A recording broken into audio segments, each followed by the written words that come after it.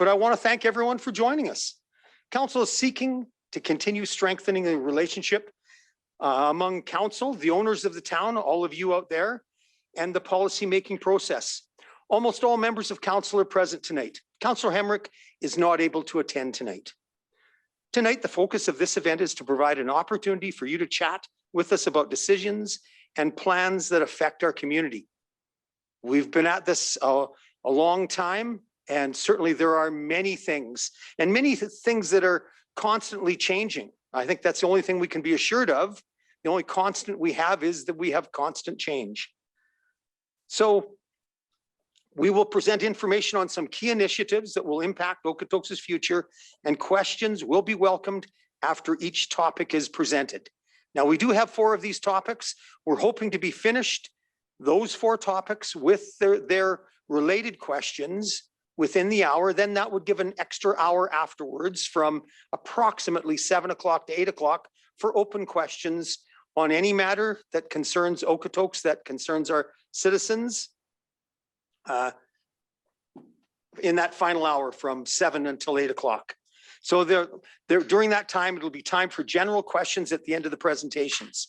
Now, one thing I did bring in tonight is a bicycle bell, because if there's one small message I could start with, it's that if you're riding a bicycle on our pathways, I encourage you, it's not a town bylaw. It is in many places, but in Okotoks, it's not a town bylaw, but I believe it is common sense to use one of these bike bells. So I received this for free at a trade fair. And basically when I'm riding my bicycle, and I have a number of bicycles, I love being on 2 wheels in the summer. Whenever I'm approaching somebody from behind, I will ring the bell a number of times and then call out on your left or on your right as I'm passing. It can be very disconcerting for people walking to have somebody on a bicycle pass them at a very high rate of speed. Oh, and I always slow down, certainly. I slow down when passing pedestrians, especially if they have little kids and especially if they have a dog. Sometimes a dog, with the wind blowing and so on, the dog can be startled also and maybe even lunge at the bicycle. So once again, if there's one message, nothing else that you hear tonight, please get a bicycle bell for your bicycle. It's just a lot safer if you do that. So just some housekeeping items before we begin. Some questions have already been submitted, and you can type your questions in the question and answer section of the webinar, where there's an option to remain anonymous. The moderator will share the questions. They'll be passed over to me. I'll read out the question, and then I will pick somebody to answer it. Certainly, if we're in one of the presentations and a number of councillors have been assigned to the presentations or volunteered, they weren't really assigned, they volunteered to take those on, and thank you for doing that. So they will be given first choice, and then if any other member of council has something to add on that answer. Once again, we will be taking up to a maximum of 15 minutes. If your question doesn't get answered or we run out of time, please email it to communications@okotoks.ca and we'll get back to you as soon as possible with that. So before I talk about today's topics for discussion, Councillor Christophers, did you have a question? I do. I'm sorry, Mary Bill, to interrupt you. I just got a text from a local resident saying, do you know if the council connector login info was emailed out? I guess they're inquiring as to how can they participate? Yes, it was emailed out, but they can also go online to the website, and it's available on our website. So it was emailed out. They can also go on. Anybody, if you're talking to somebody, or maybe somebody has texted you out there in Cyberland, you can go on to the town website and connect that way also with this council connector event. So they're able to do that. Is it on the homepage, or where would they find it? On the homepage, No, under council meetings. It's under council meetings. So if you go to municipal government, then under council meetings, it will be under there. Thank you. So tonight's topics for discussion include, and once again, these are the 4, we thought council as a whole figured that these 4 topics were something that were concerning in the community at this time. We realize there are many, many things that are of concern to various people. So of course, in the last hour, you'll be able to answer or ask questions regarding those. So the topics for discussion and presentation include building a strong community, the regional water pipeline, Calgary Metropolitan Region Board, and the regional growth plan, and affordable housing. So with the first one, building a strong community, I will now pass it over to Councillor Christophers and Thorne to then discuss community building. Ladies, the floor is yours. All righty, thank you very much, Mayor Robertson. I'm going to kick us off to start with, and we're going to talk about community building. So I'm going to start with first, what is it? And basically, in a nutshell, it's a collective action directed towards building of community among individuals with a common need or interest. So it's about creating a place that you are proud to call home, that is driving for the exceptional, that can withstand economic highs and lows. We've seen that over this last year for sure, at least the lows side of it, and that cares about the people who are in that community. So can we click through to, yeah, okay. Successful community building, why is it important? One, because it creates resiliency, sorry. It encourages ideas. It attracts investment from within our community and outside of the community, so prosperity. And it brings vibrancy and energy into your community. And people tend to be much happier and more connected when you've got a strong community. So in order to achieve and maintain a strong community, we all have a role to play. And sometimes we will play multiple roles, and it really is important for us each to know which role we're playing. So as residents, we play two roles. One, as a consumer of services that we receive from the town. So things like water, recreation activities, pathways, roadways, there's a service expectation there. It is in this role that the majority of us focus. However, the role where we really need to spend our time and focus is on our other role as a community member, and that's as an owner of the community.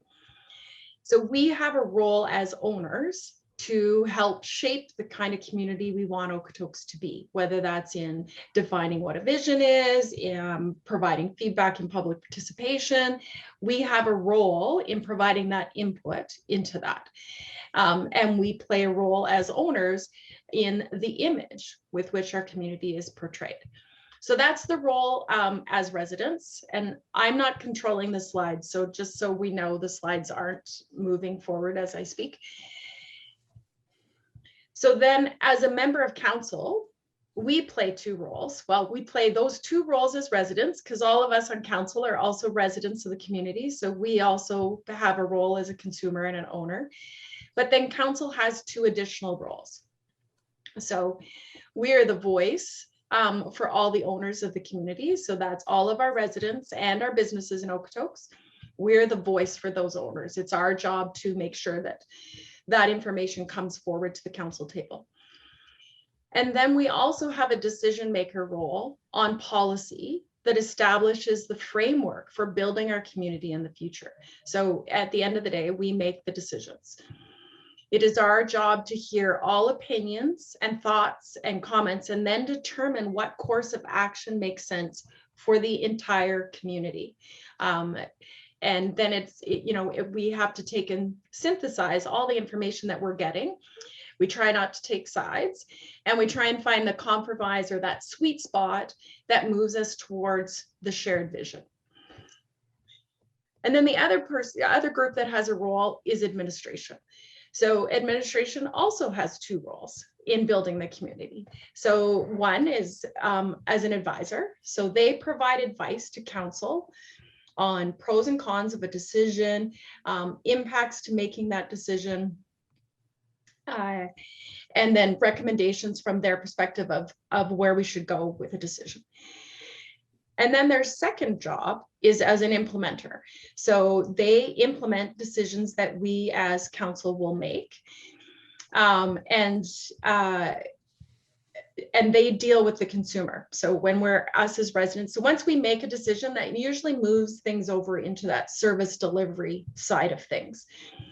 And so they will become the interface between us as consumers and the organization. So they'll deal with things like, garbage pickup that was missed or safety issues on our paths, those types of questions. So how all these roles come together is that information and ideas from all of these different streams have to be interacting, and it has to lead to learning and shared insights, which then will result in that weave of information, which hopefully gets us to a common output at the end there. And I think the biggest piece about it is that there is no single input or comment or activity that determines what the outcome will be. It's everybody playing their role in it gives us the best for decisions. So I'm now going to turn it over to my colleague, Councillor Christophers, and she's going to talk about how we are what the keys to success are for community building. Thanks, Tanya.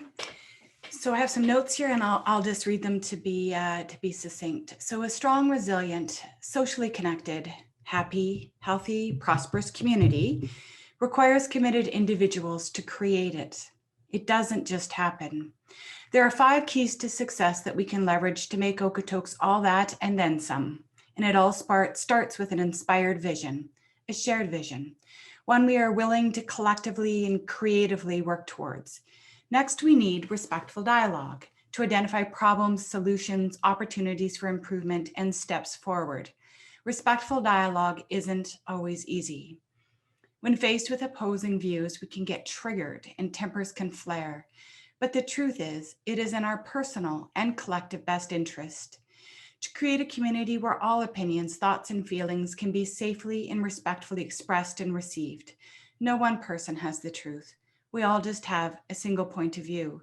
And no one person is right and the other person wrong. Both parties can be halves of a whole, or important pieces of a puzzle that when they come together can help us see the way forward clearer than we did before. Respectful dialogue is premised on respect for diversity and a fundamental willingness to be kind. Communities that uphold this high standard will be more successful at achieving their goals. Another lever that we can pull in our efforts to achieve our shared vision is civic pride. Are you proud of what we've created here in Okotoks with each other and for each other? Are you proud to call Okotoks home? Why? Does this pride inspire you to get involved in your community, to bring ideas and problems and solutions to the table? As an owner, it is not acceptable to just say X, Y, and Z does not work and walk away.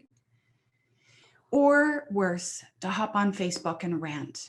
We need to work together to create a community culture where points of view and constructive criticism is shared in ways that build us up, not tear us down. This includes our social media platforms, where we all know the tone can be hostile and sometimes toxic. This brings us to our next key for success. Are we solution focused when we share ideas and concerns? Our first step is to recognize that when we have ideas and concerns, we need to pick up the phone and call our council members or email them or call administration. Facebook posts do not contribute to quality dialogue in a strong, socially connected community. They have a role to play, but everybody's Facebook feed is different and you may or may not see points, and it's not going to build the strong foundation that we need moving forward. A final tool, not that it doesn't have a role to play, and I'm not criticizing it. I'm just saying that respectful dialogue doesn't happen on Facebook. It happens through dialogue, through connection, back and forth. And that requires reaching out and connecting on both of our parts, which is exactly why we're doing this event. We want to make ourselves available, and it is a two-way street. A final tool in our toolbox is to strive for excellence while recognizing and celebrating our progress, especially those small steps that give us forward momentum towards a happier, healthier, resilient, and more prosperous future. How do we climb Mount Everest? How does anyone climb Mount Everest? One small step at a time. Vision, respect, pride, focusing on solutions, and striving for excellence are the tools we need to arrive at a better future. And here's kind of like a final summarizing paragraph. So the path forward, people working together in a strong community with a shared vision can make the impossible possible. Rebuilding our economy, our lives, our social networks, and our community post-COVID will require our highest and best selves and our best teamwork. Criticism, anger, suspicion, and personal attacks will only set us back. We have points of view that once combined can help paint the full picture, both in terms of our problems and potential solutions. Our job as council is to collect these points of view from you and each other, and your job is to express them and to connect with us and each other as well, and so we can carve out a path forward. Progress, not perfection, and all things will ensure that we keep our eye on the big picture and long-term success. I often ask myself when a difficult decision is before me at the council table, what would love have me do? Perhaps we can all ask this question as we move forward. What would love have you do, say, be, and contribute to your community? I know that when I was struggling with the mask debate, to mask or not to mask, to make it mandatory, this was before the province made it mandatory. And I asked that question. And it was the question that allowed me to land where I did, because it's the one that allows us to find the path that opens our hearts and our minds as broadly as possible. So I hope those are helpful for setting the stage of this wonderful event, and thank you for showing up tonight. Thank you. Are there any questions then on community building? We have a few minutes up. We're going till 20 after 7 on this one. Do we have any questions, Joan, on community building? Okay. And of course, there is an opportunity to ask any questions regarding this. Certainly at the end in the last hour, something may strike you at that time thinking, yeah, I'd like to ask about that, and that would be fine.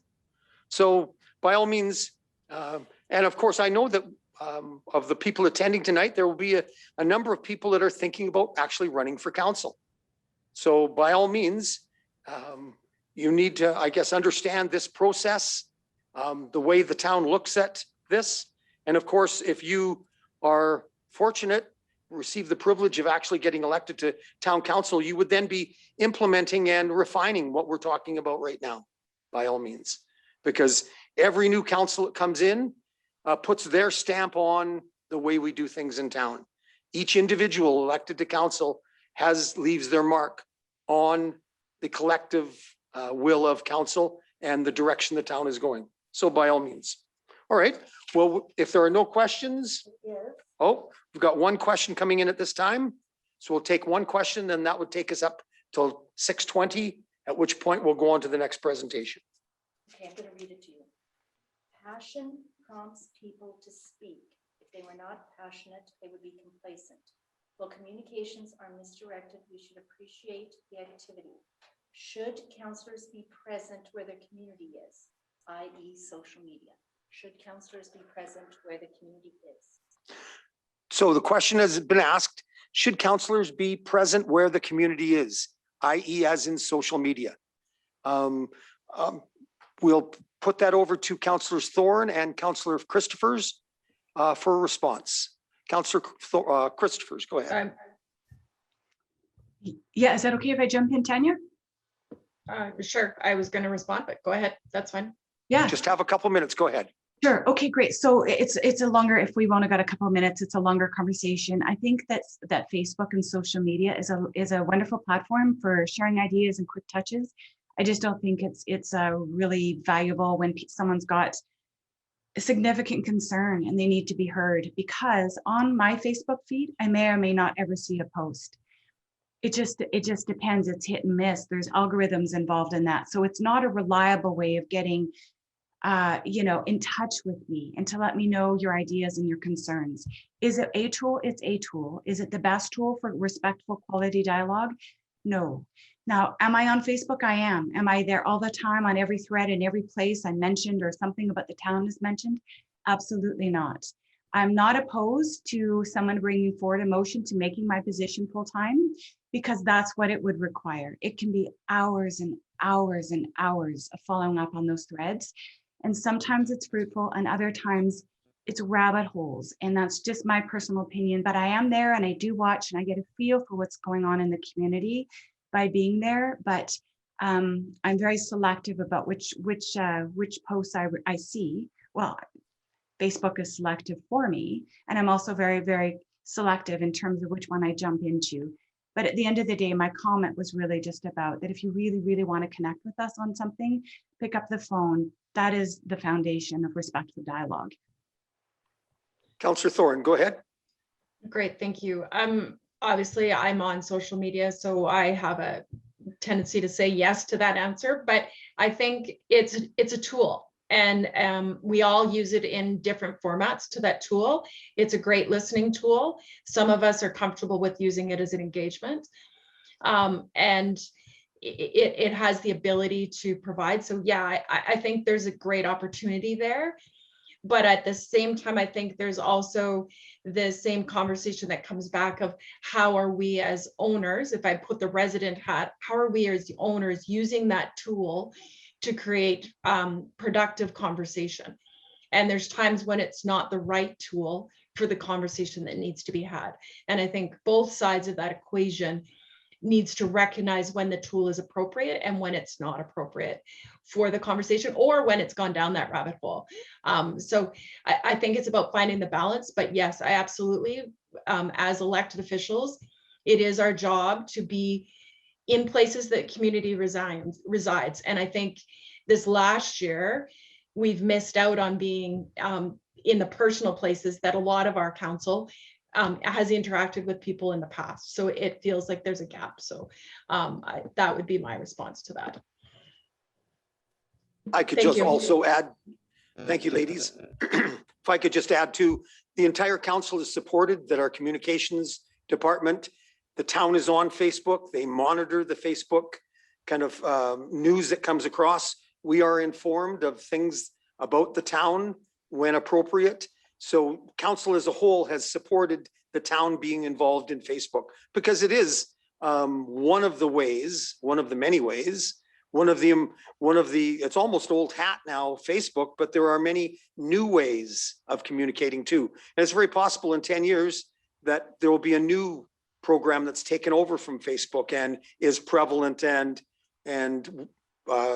citizens or owners will be saying at that time, why isn't the town on this platform more so? Because it's the way of the 2030s and so on. But thank you very much. And with that, we're going to now go to our next presentation. And our next presentation is Regional Water Pipeline Project. And with that, for the presentation, we have Councillor Ed Sands. And just before we go into that, I'd like to mention also, we apologize for any technical difficulties at the first of the presentation. If there were some technical difficulties, once again, this is new. These platforms don't always necessarily work, so we are trying our best. We do have, I'm in council chambers with three other dedicated staff members. Other staff members are also watching from their appropriate places, by all means. So we are doing our best, and as I said, this is the first time that we've had this council connector in a long, long time. Well, the first time certainly in this platform. So, Councillor Sands, tell us about the Regional Water Pipeline Project. Thank you, Mr. Mayor. As noted, my name is Ed Sands. I'm a councillor in the town of Okotoks. I've been a councillor for some time, and various times during our last several years, when asked about how we're making out with getting the pipeline, we say, well, it's complicated. Well, here's the first of a number of charts. We have 3 charts for you today, 4. And this got a number of dates and a number of things. And I certainly can say that this simplifies it. But at a high level, what I would say is the town of Okotoks has had a long history of water supply and licensing challenges, and they date back to the mid-'80s. And if I can even imagine that, that was before my time on council. In 1985, Alberta Environment and Parks, AEP, placed a moratorium on the Sheep River, the town's main water source, town's only water source. And this meant the province was no longer able to accept water license applications for the Sheep River. And this is sometimes where there's confusion. Why can the town buy water licenses? I thought that there was a moratorium on licenses, a moratorium on new applications. So in move forward to 2006, the approved water management plan for the South Saskatchewan River Basin. That's where the Bow River and the Sheep and the Highwood, we all drain into the South Saskatchewan River. It drains into the North Saskatchewan River and goes into Saskatchewan. And that plan was adopted, and it expanded the restriction on new water licenses to the South Saskatchewan region. It established water conservation objectives and water license transfer holdback. So what that said is that the provincial government insisted that rivers had to flow at a certain minimum level all the time.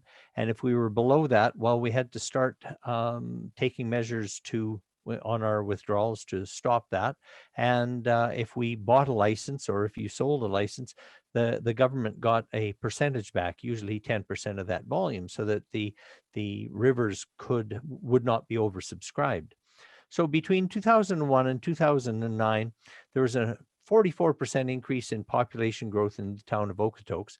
And in 2012, town of Okotoks Council decided to made a decision to support the continuous growth model for Okotoks, changing from the former sustainable development plan we had, which, the so-called CAP. So this was done in response to growth in close proximity to Okotoks. This added pressure to the town, of course, to secure a long-term supplemental water supply solution. The finite growth plan was based on the idea that we had a finite amount of water coming from the Sheep River. If we were going to grow more than that, we needed more water. This was the beginning of the annexation process, and that was finalized in 2017. So in 2015, the town created a formal Okotoks and Calgary water pipeline proposal. In 2017, due to changes and challenges in provincial regulatory processes and exorbitant costs, we found that the Okotoks Calgary pipeline was no longer feasible, and the town began to pursue other water supply options. There is a video available on the town's website, and it provides an overview of the timeline. So please feel free to go to okotoks.ca/water solution.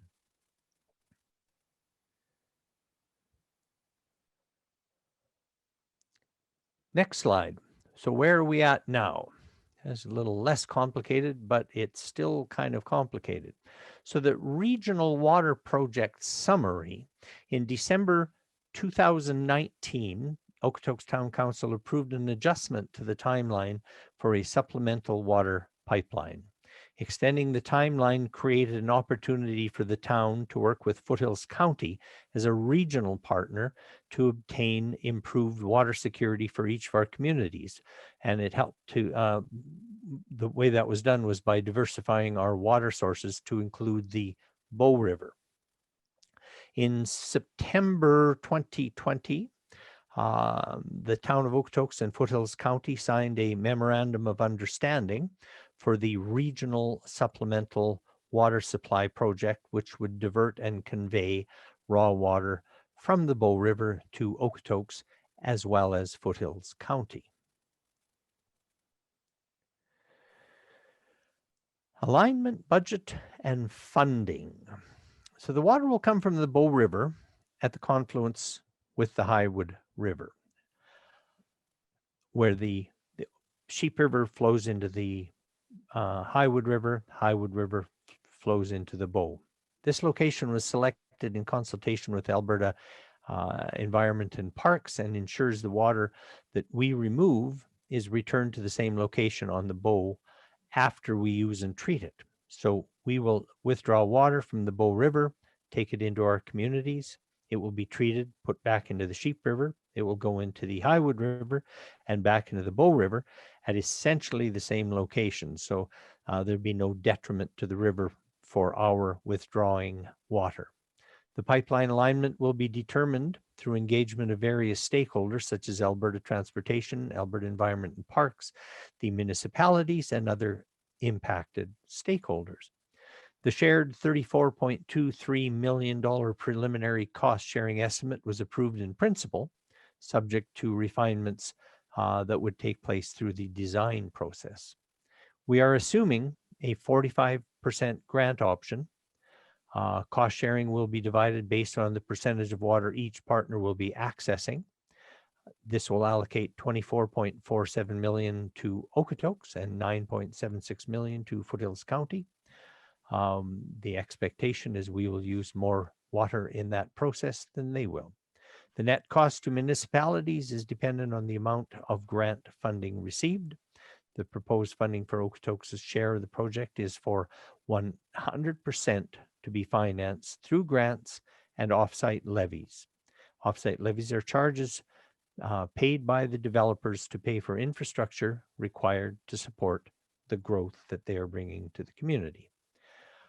1.5 million for cost sharing to complete the detailed design was approved so far, with funding sources to be confirmed by each council. Okotoks is using offsite levies to fund their share of design cost. In Okotoks, the existing treatment plant will treat the water as it has capacity for more than 45,000 people, or roughly 20 years. Once it meets its capacity, we will either improve the existing plant or build a new plant. That decision will be worked out over the next 5 years. In Foothills County, a portion of this may be directed to their planned Alderside water treatment plant, and for the remaining portion, water treatment plants will be built as development occurs and as additional treated water is required.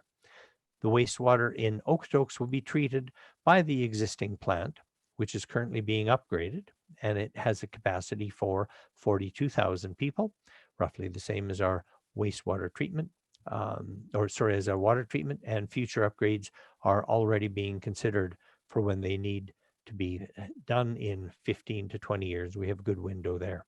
In Foothills County, wastewater treatment plants will be built as development occurs and as additional wastewater treatment is needed. And on to our last slide. What are the benefits of the regional water pipeline project?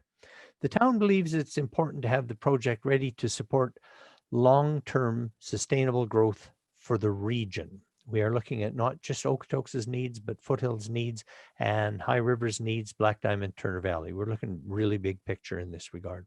The project is expected to be tender ready by 2022. And this would ensure safe, secure supply of drinking water by withdrawing water from the Bow River to reduce the supply risk from the Sheep and Highwood rivers. It will increase resilience by providing areas to store water. It decreases withdrawals from the Sheep River when in-stream objectives are at risk. I mentioned in-stream objectives earlier. Healthy aquatic ecosystems. There will be minimal impact to the Bow River. It has huge water supply, huge water flows, much more than what happens in the Sheep.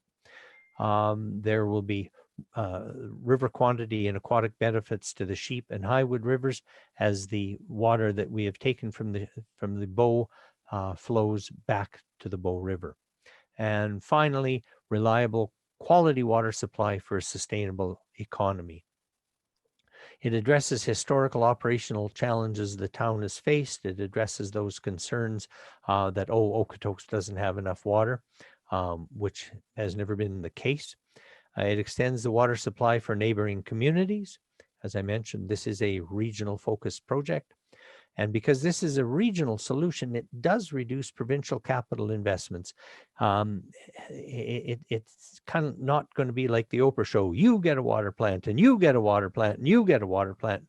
We'll be able to focus investment in a smaller number of infrastructure. Oversight for new water systems and existing facility upgrades will be focused. And it will support new residential growth and business development in Okotoks and our region.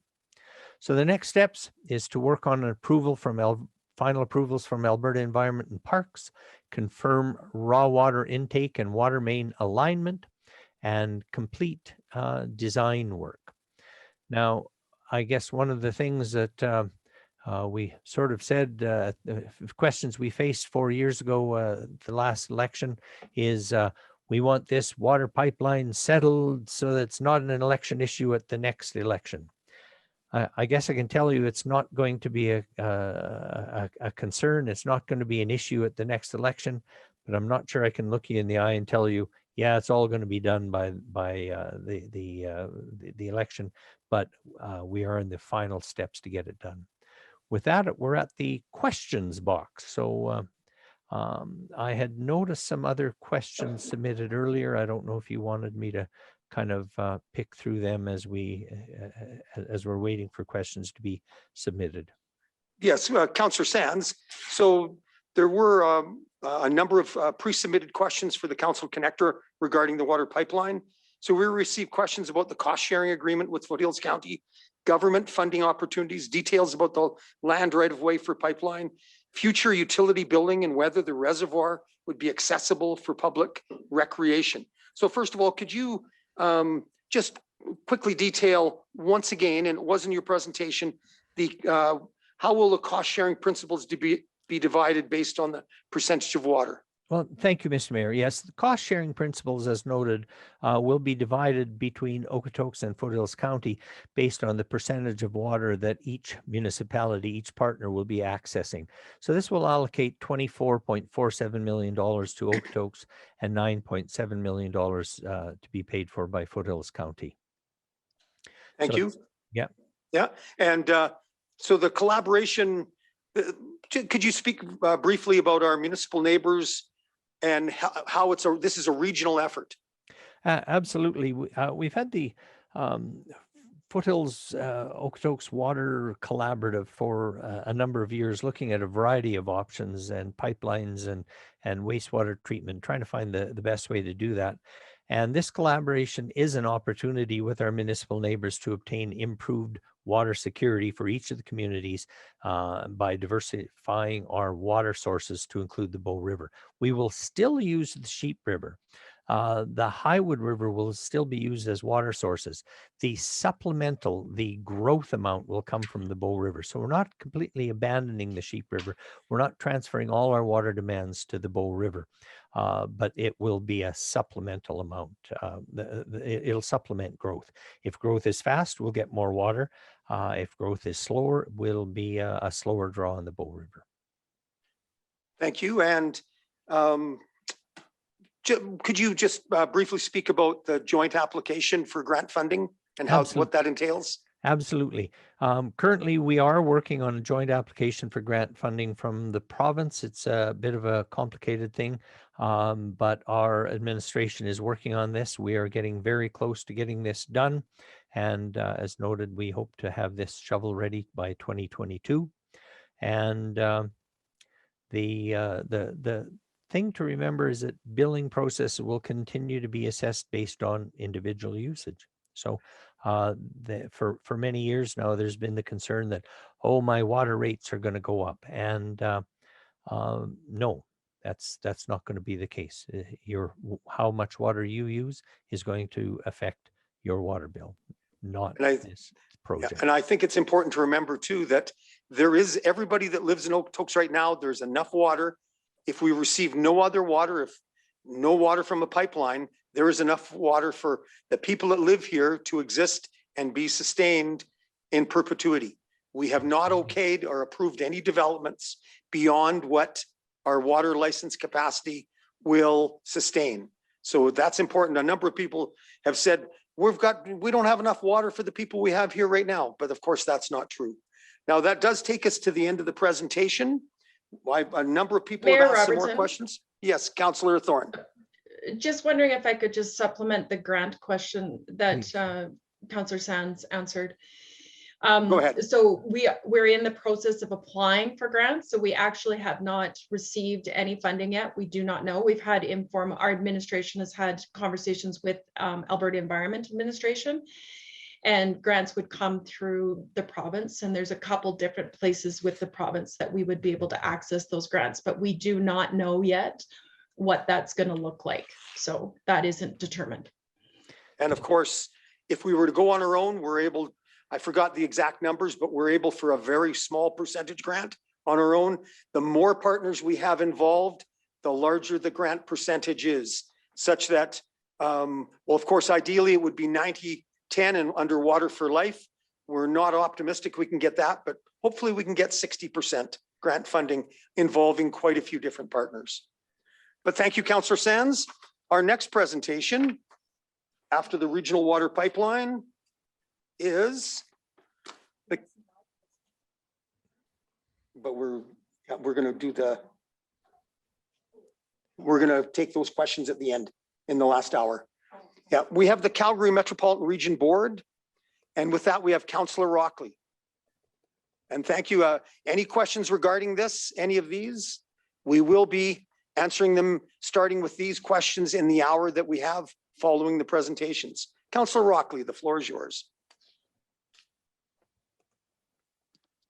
Thank you, Mayor Robertson.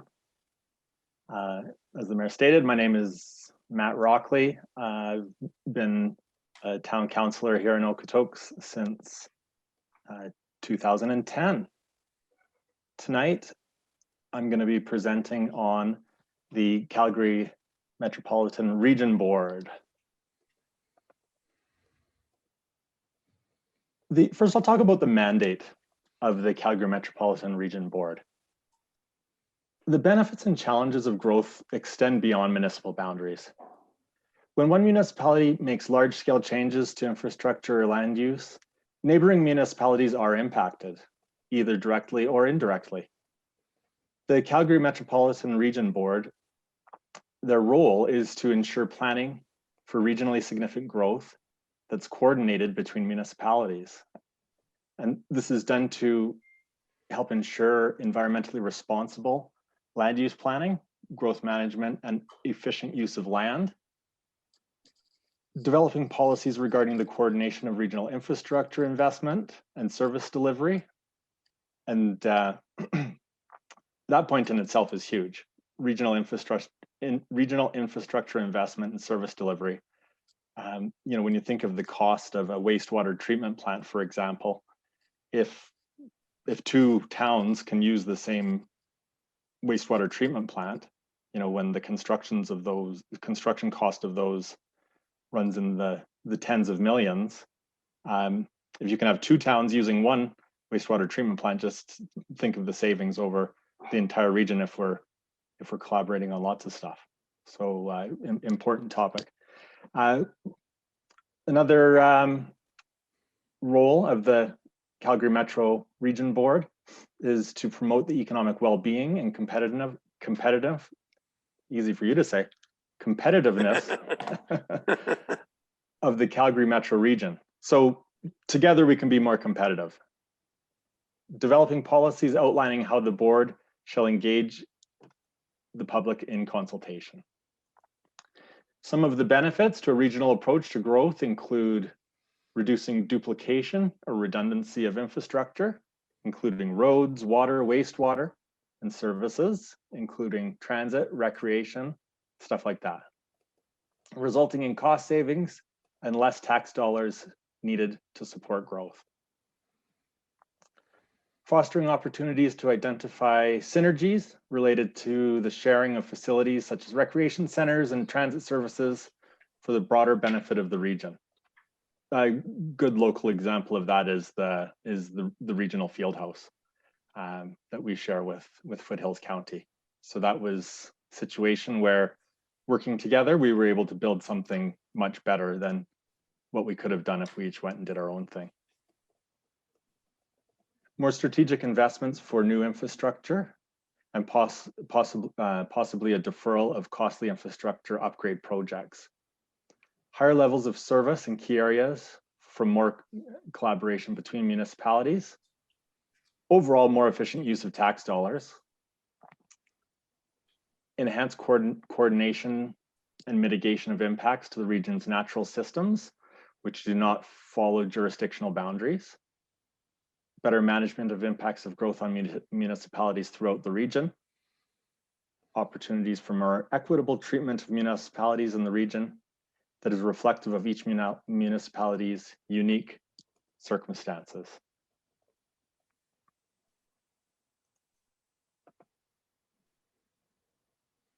So I guess in summary about the mandate, under the Municipal Government Act, the role of the Calgary Metro Region Board is to promote long-term sustainability, ensure environmentally responsible land use planning, develop policies regarding regional infrastructure investment. It's huge, directly related to the presentation just provided by Councillor Sands. Also promote the economic well-being and competitiveness, there's that word again, of the Calgary Metro region.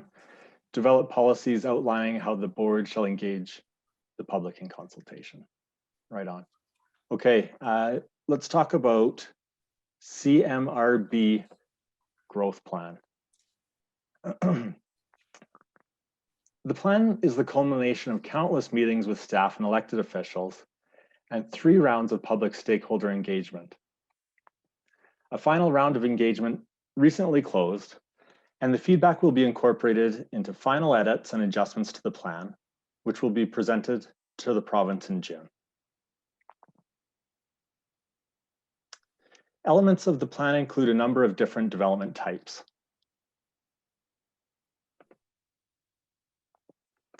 First of all, I'll talk about infill and redevelopment place type. The infill and redevelopment place type describes development that takes place on parcels of land that are vacant and within existing built-up areas, or that are occupied by structures or uses that are planned for replacement by more intense development. So that's the first place type. So that's really redevelopments within an existing built-up area. The next is master plan community place type. This will typically include a mix of housing types and land uses, including retail, commercial, civic, recreational amenities located within walking distance of residences. This place type includes community or neighborhood commercial centers. It requires safe and direct pedestrian and bike access between uses. Medium density employment is encouraged along with community or neighborhood commercial centers in this pedestrian-friendly area. These communities should be designed to evolve over time to higher densities and a greater mixture of uses. They can they can also be inclusive of a mixed use or transit-oriented development place type. A greenfield and infill development characterized by mixed-use development with many day-to-day services within walking distance of residential areas is what this mixed-use place type is all about. These areas have a variety of housing types, employment types, and commercial retail land uses mixed within them. When supported by existing or planned transit, this place type is called transit-oriented development. It will provide frequent, safe, and direct pedestrian and bike access between uses.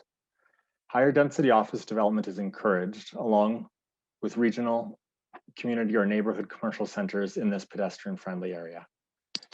This place type may be located within an infill and redevelopment place type. Additional place types that are included in the draft plan are rural and country cluster place type. A rural development characterized by larger lot sizes, lower density, and single detached housing. This place type can include country cluster patterns that configure housing development in a focused area and preserves remaining land for open space. So that's the rural and country cluster place type. So the next one I'm going to talk about is the employment area place type. An employment development is characterized by a variety of industrial and commercial land uses that may include office complexes, research parks, warehousing, and manufacturing. The area may also include supporting uses for workers such as food, business retail, but does not include regional commercial centers. So, you know, somewhere for people working there to get lunch or, laundry service, something like that, but maybe not the Costco. Where possible, They should be used as workplace destinations, easily accessible by surrounding residential development and transit. And then the last but not least place type for this slide is the residential community place type. A greenfield development, and greenfield development is like if you're building on a like brand new area that hasn't been developed before. So, you know, if you're developing out into what used to be a farmer's field type of a thing, then that would be considered greenfield development. A greenfield development that is predominantly residential is what this is about. It's single detached homes, and that's the dominant housing type, with other housing types possibly included. This place type is generally vehicle oriented, as the development pattern may have limited amenities and destinations that can be conveniently accessed by walking or biking. So this would be more remote residential areas by the sounds of things. All right, so that wraps up the CMR growth plan for this slide.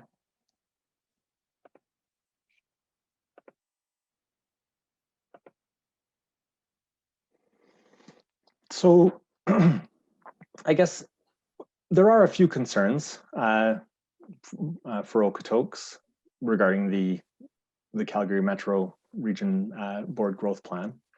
The first is in regards to joint planning areas. Concerns are related to a lack of understanding for the proposed boundary of a joint planning area between Okotoks, Foothills County, and High River. There's a bit of a lack of clarity regarding the implementation of this joint planning area and how it would relate to existing municipal plans. So that's one concern. In the previous slide, there was an overhead map that showed Calgary kind of on the right hand of the slide, and then Okotoks and High River on the left hand of the slide, or the photo, I guess. But anyways, there was a proposal for a joint planning area between Okotoks and High River, but it wasn't totally clear how that joint planning area would work, who would have jurisdiction where, those types of things. Whether it would be a partnership between all three, or just a partnership between Foothills and High River in part, and Foothills and Okotoks in the other part, that type of stuff. There's also concern regarding clarity and interpretation of policies. Additional concerns raised by Okotoks were related to the overall clarity and interpretation of the document, in particular as it related to consistency of implementation across the region.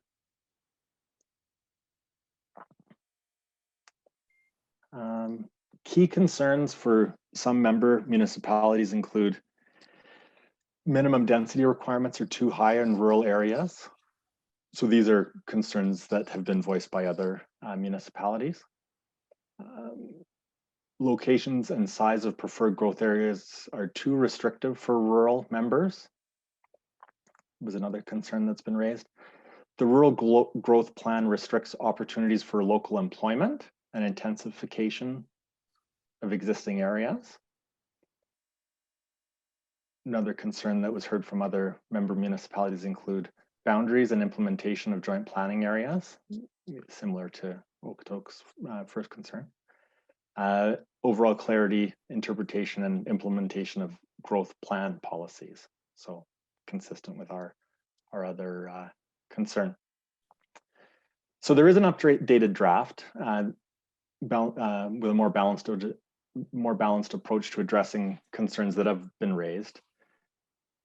The updated draft attempts to strike a balance between the concerns raised by member municipalities and the direction from the province, as per the Calgary Metropolitan Region Board regulation, to create a regional plan that facilitates a more integrated approach to planning for future growth by identifying an overall development pattern and future infrastructure investments. The latest version of the plan has addressed many of the concerns raised by, there's been a revision of the boundaries of the joint planning areas and providing greater clarity on implementation. There's been lowering certain density requirements in rural areas, addition of local employment and small-scale residential opportunities that do not require regional board approval. So not all local employment and small-scale residential opportunities will need to go back for regional board approval. And there's also been revisions for the ability of rural municipalities to identify new growth areas or intensify existing areas subject to some minimum criteria. And there's also been revisions to regarding general exception, a general exception policy that allows member municipalities to bring forward unique development proposals that may not fit within the policies of the growth plan. So that's kind of a bit of a catch-all amendment by the sounds of it. So that concludes my Calgary Metro Growth Board presentation, and available to answer some questions. Councillor Rockley, could you explain what is known as the Calgary veto, or there's also known as the double majority? Could you explain the way that works, please?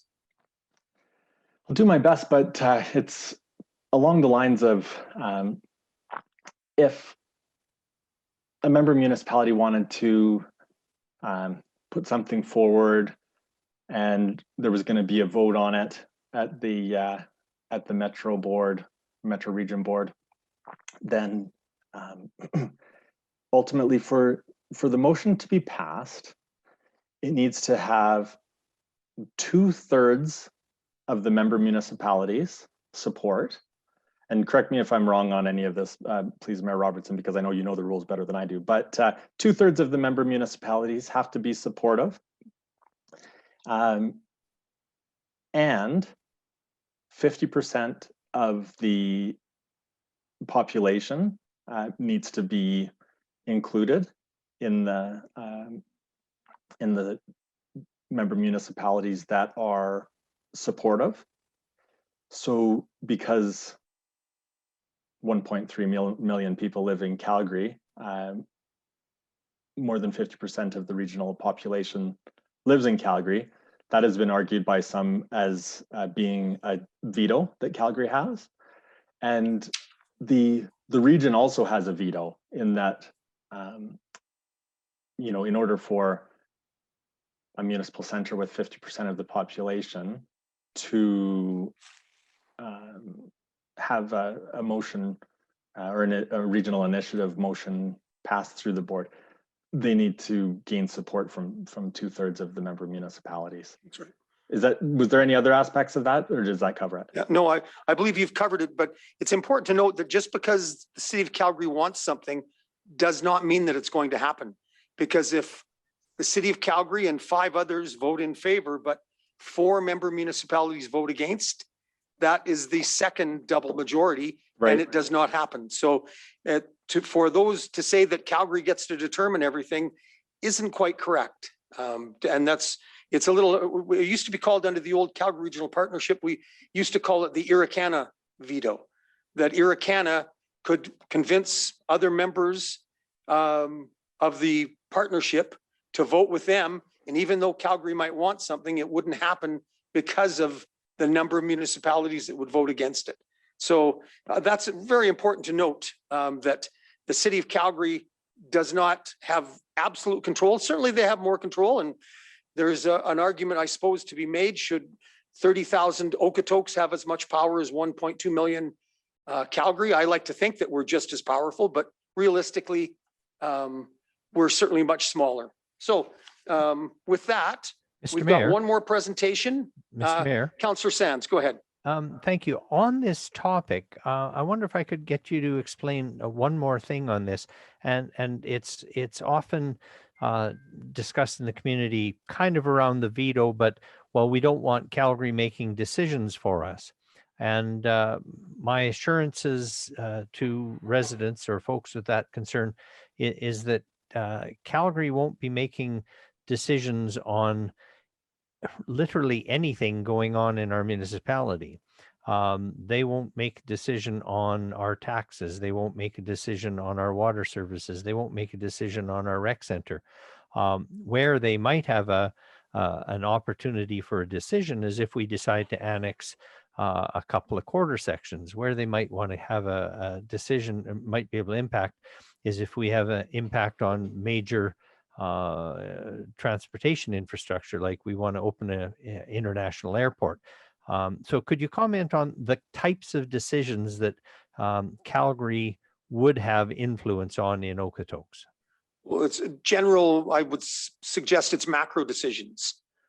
You know, certainly when when Okotoks is developing an area, perhaps the northeast quarter of Okotoks, and that's going to impact traffic, then because we're part of the overall transportation plan and doing things that might impact the entire region could be voted down. Certainly area structure plans must conform to the overall growth plan, but that goes for all 10 municipalities. Everybody's area structure plans must conform to those. So it's, but as for a building going up in downtown Okotoks, that's Okotoks' decision. Absolutely. It's no other municipality.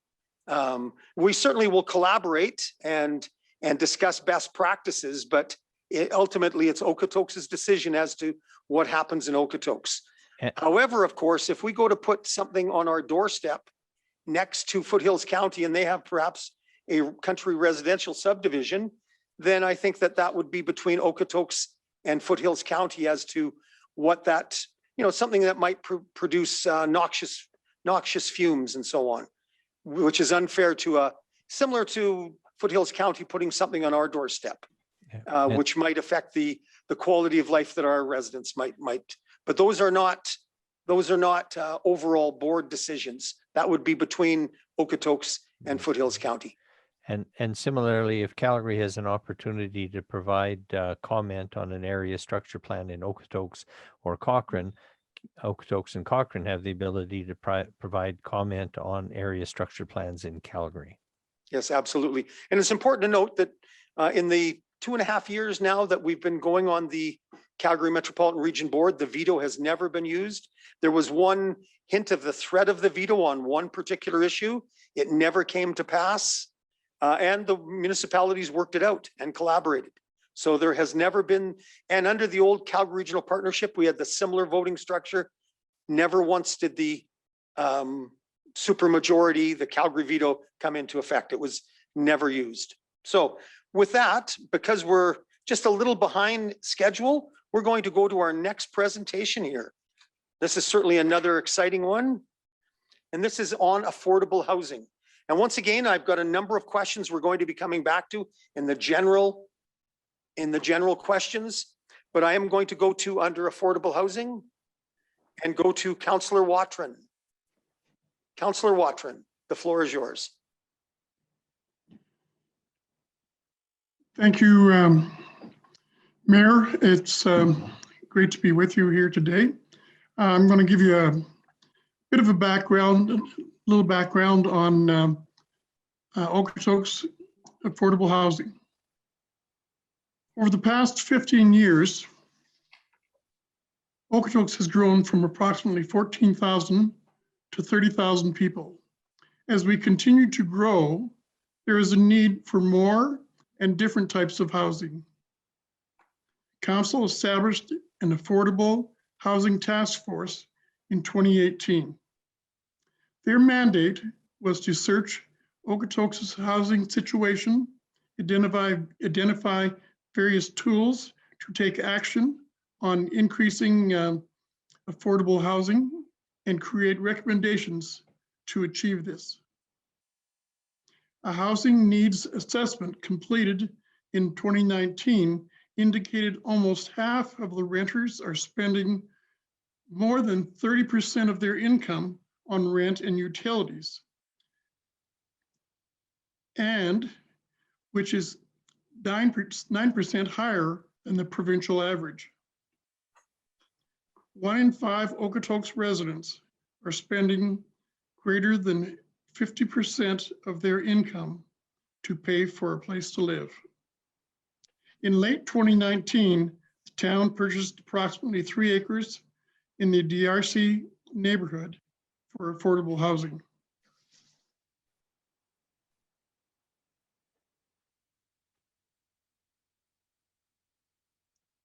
And I was just wondering if we can go to the next slide.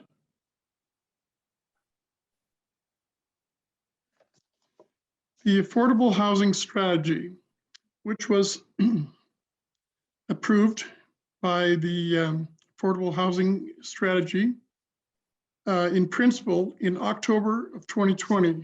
The strategy is focused on increasing the density of housing in Okotoks to meet the needs of all residents at all ages and stages of their lives. The strategy included 5 focus areas. The first one was having data readiness. And this, we're talking about these focus areas of being in the next 5 years. Data is the key to understanding what is the current housing needs for Okotoks. Resourcing the strategy from 2021 to 2025, we need to have adequate funding, land, and capacity to meet the housing needs. We need to create the conditions to build affordable housing. Next, we need to maintain existing and establish new partnerships to get housing built. Monitoring and implementation is going to be important over the next 5 years from 2020 to 2025.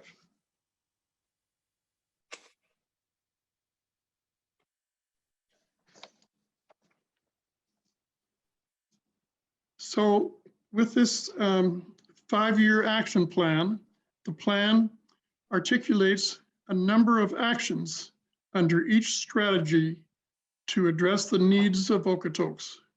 The action plan is organized to, first of all, respond to each strategy, identify the town's role as a leader, partner, or advocate for each action. Articulate the short term, 0 to 5 years, and a medium term, 6 to 10 years, actions for each strategy. Relate to the housing wheel. Now you'll notice in your on the slide that there's an action wheel here. And so to identify implementation roles, who is the decider? Who is accountable? Who is responsible? Who is consulted? And who is informed? Identify which of the 3 parent policies in the MDP the action relates to.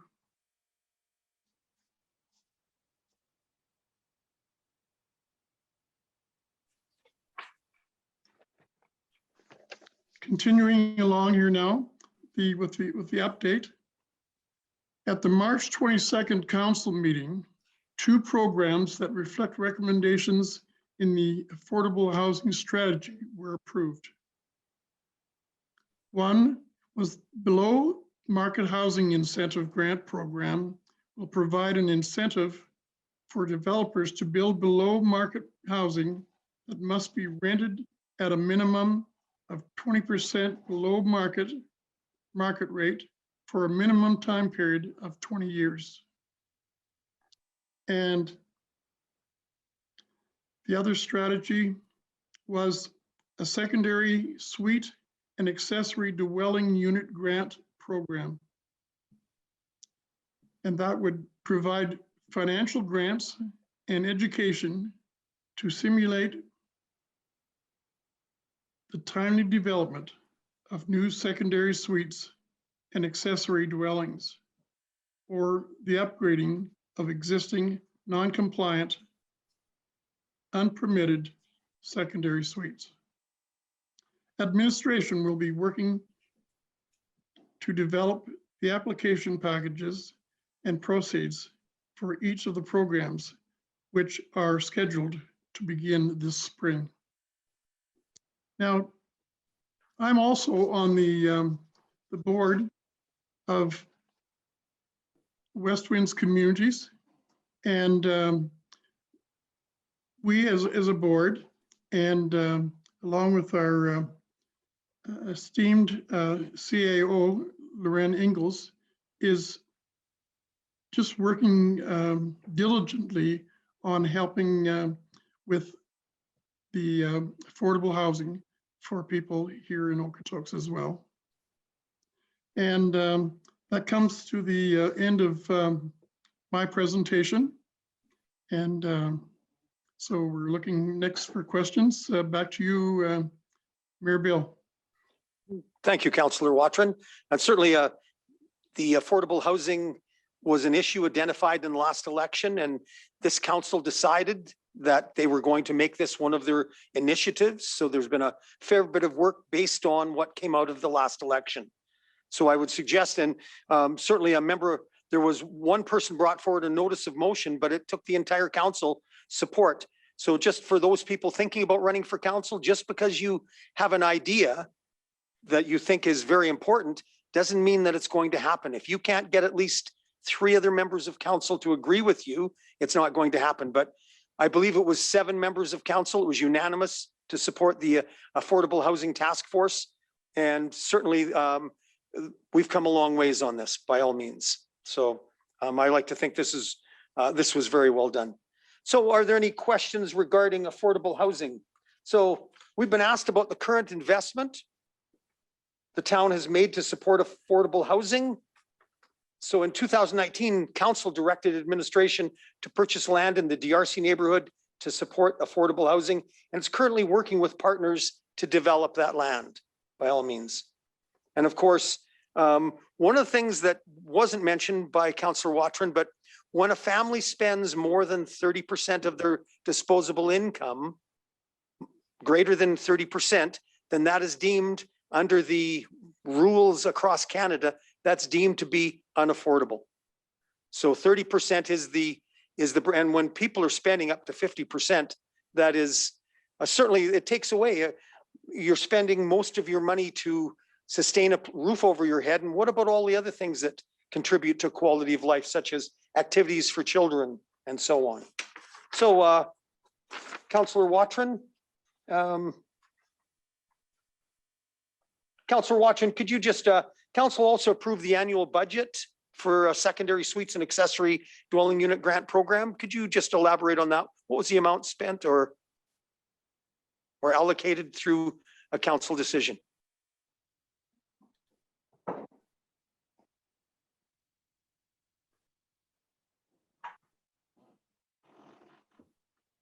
I'm sorry, Mayor Bill, I don't have that right here in front of me.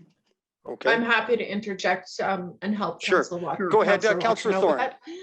Councillor Thorne. And sorry, Mayor Robertson, you were asking about the secondary suite accessory dwelling program, is that correct? Yes.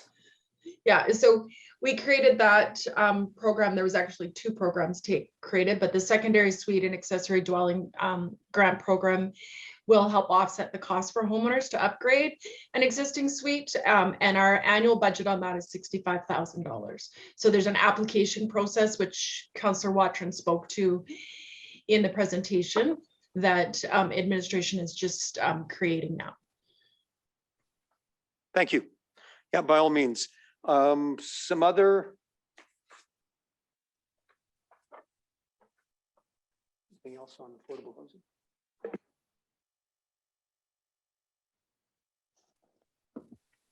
There's some questions in the chat, Mayor Robertson, Yes. or in the Q&A, So- if we want to get to those.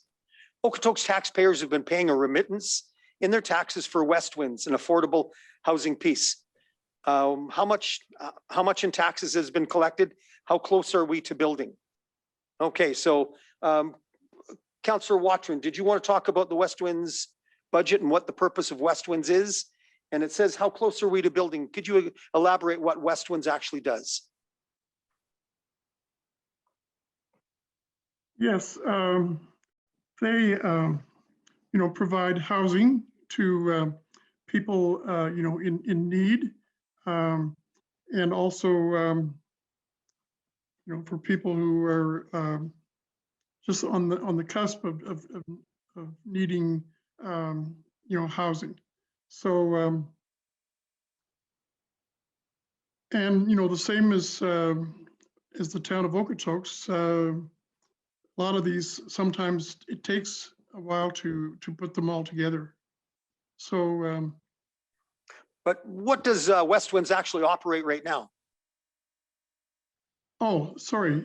Yes, Sandstone Lodge here in Okotoks, and in High River, the Medicine Tree Manor, and in Black Diamond, the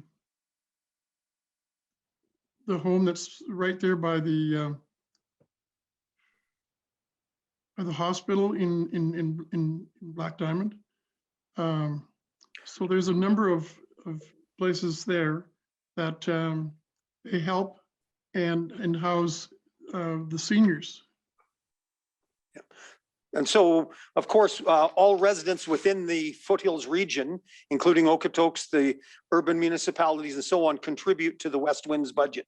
So while a portion of our taxes does go toward that, it's the main part of that would be sustaining the actual programs and facilities that we have up and running, maintaining them, fixing them up and so on.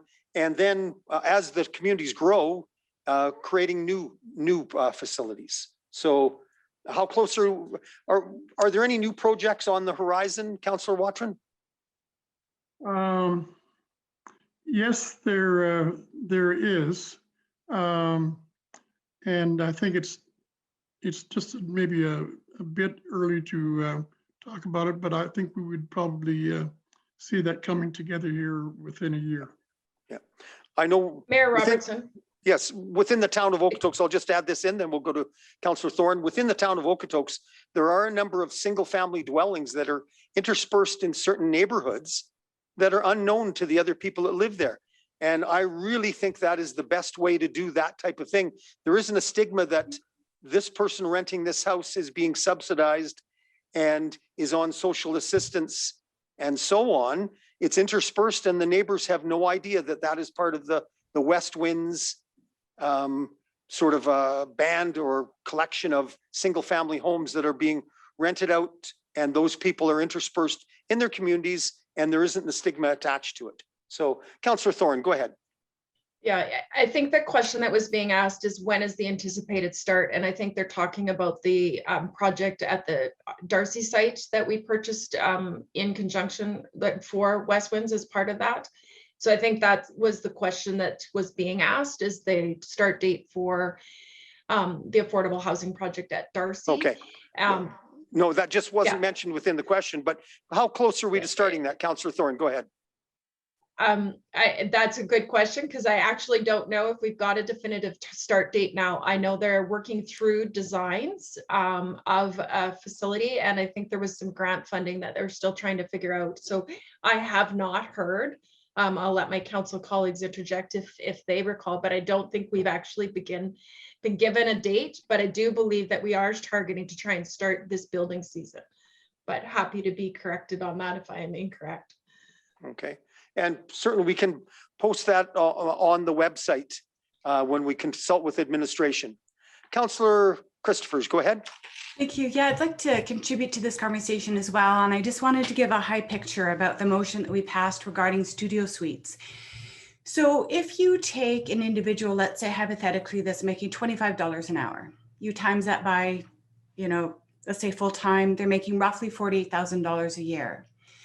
You times that by 30%, and their total that they should be spending on accommodations is $14,400. which works out to roughly $1,200 a month. Now that is the amount that they have to spend on accommodations. Now that includes rent, all utilities, water, heat, internet, etc. So on Rentfaster, if you look and you see our studio suites, they start around 1,000. So, and there's many individuals in our community that earn between $18 and $25 an hour. So I've just taken the higher number.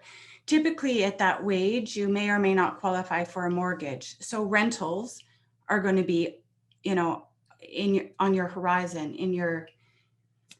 what you're going to be looking for and needing. So when we look at what's happening on Rentfaster, we're not seeing houses or rental accommodations anywhere from bachelors to 2 or 3 bedrooms at the $600, $700, $800 range. They don't exist. But we know that, you know, we're talking about affordable housing for individuals that need below market or subsidized, huge piece of the affordable housing equation and conversation.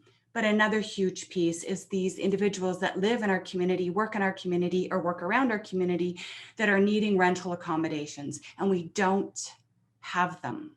We have a shortage of rental accommodations, which drives up the cost.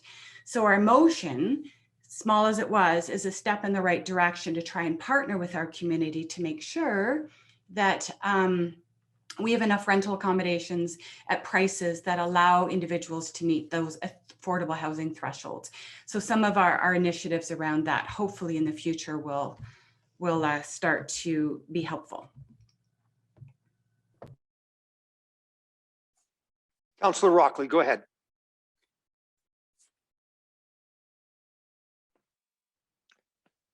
Thank you. I just wanted to add to that with affordable housing that, you know, this term, it has been a bit of, you know, 3 steps forward, 2 steps back. When, you know, the mention of rents in the neighborhood of like $750, that type of thing, or $800, that was the plan with the tiny home eco village, was to try to hit that price point of $750. You know, unfortunately that, you know, led to a group of people that, you know, created a kind of there was a petition created and forcing council to not proceed with that project. It would have been affordable housing. Really, I saw it as a way for young people to get out of mom and dad's house in Okotoks, you know, $750 with a friend type of a thing, maybe. And the way that it was set up, you know, the unfortunate thing about it is that a lot of people thought that it was going to increase people's residential property taxes. And I remember the campaign about the petition, and that was the kind of like, I think I saw a sign that said, you know, do you want lower taxes? ? Sign the petition. But unfortunately, the way that it was set up to be funded, it wouldn't have there would have been no impact on residential taxes or property taxes at all, actually. In the end, it would have provided a return to the taxpayers of Okotoks. So there is a lot of fear mongering around affordable housing, which makes it tough when you think that you've got something that will be, you know, a real benefit for people who need it. You know, you hear about needs versus wants, and the feeling of the ratepayers group was that it was something that was a want and not a need, that housing would be a want.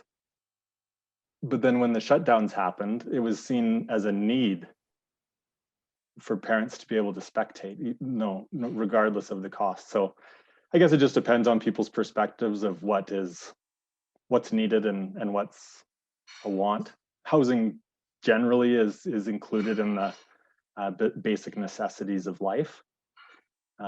spectating children's sports, typically not as much of a basic necessity for life, but those are the types of things that you're up against with affordable housing. Thank you. I just have a number of other questions here I'm going to go through. And then we do have we'll have one live presentation from somebody. Rachel had asked, where are the grants coming from regarding the water pipeline? Provincial government? Yes, predominantly the grants we apply for in regard to water infrastructure is provincial government. They have a number of grant programs, new ones that come about, but are they guaranteed? No, there's nothing guaranteed, especially coming out of a pandemic. In my opinion, there will be less money for grant programs. Municipalities will be expected to, across the province, across all provinces, municipalities will be expected to pay more of their own things and rely less on senior levels of government. So definitely grant programs are not guaranteed. They're at the whim of the prevailing government at that time. So one of the questions, I'll go to Councillor Sands. Councillor Sands, where is the reservoir located and is the land purchased? Can you answer that? Thank you, Mr. Mayor. Actually, I had responded to that question in the chat, so I didn't know if that went live. Where is the land located?